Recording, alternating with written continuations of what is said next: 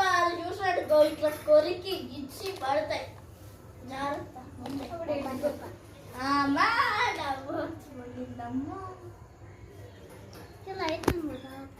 చైతు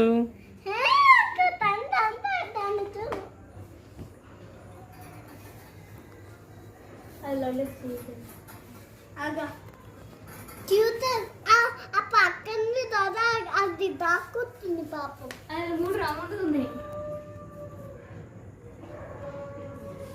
చూడు ముగ్గురు వేస్తావు 15 తర్వాత ముగ్గురు యూట్యూబ్ షార్ట్స్ లో కూడా వేసుకోవాలి. అవును యూట్యూబ్ షార్ట్స్ లో కూడా పడతాయి.